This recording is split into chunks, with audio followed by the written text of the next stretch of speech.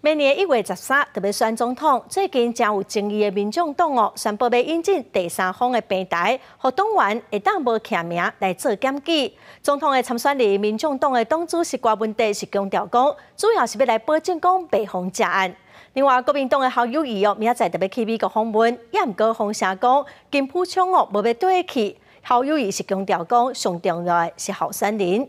另外，民进党的赖清德出席企业的活动，强调讲台湾的经济成果是大家几啊十年来的打拼另外，鸿海创办人郭台铭嘛暗示讲，明仔载就来宣布副总统的人选。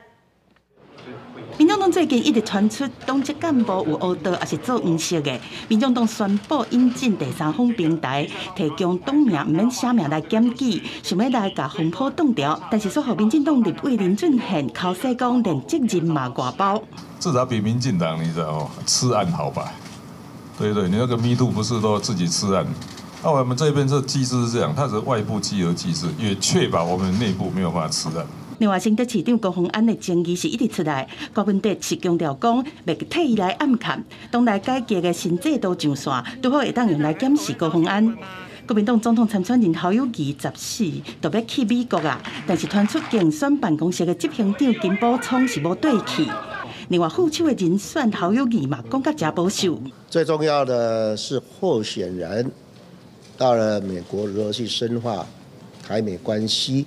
以及大家最关心的两岸问题，这是候选人的责任。副手的人选同款受到关注的，还有鸿海创办人郭台铭，伊是参加欧洲商会活动而请演讲。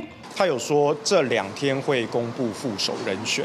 那我可以确定告诉各位的是，不会是今天。那根据郭董的说法，这2天那应该就是914。民进党总统参选人嘛是副总统的赖清德，是参加《金周刊》办的颁奖典礼。致辞的时阵，伊讲到台湾是世界第21大经济体，是大概几十年来打拼累积的成果。总统大选剩4个月，选战是继续加温。民主文教基金会是公布上新的民调，赖清德33.7%支持度是暂时第1。郭文德20.1%第2，侯友宜16%是第3，郭台铭10.6%第4。各组参选人是继续在拼，要救悬家己的选情。记者综合报道。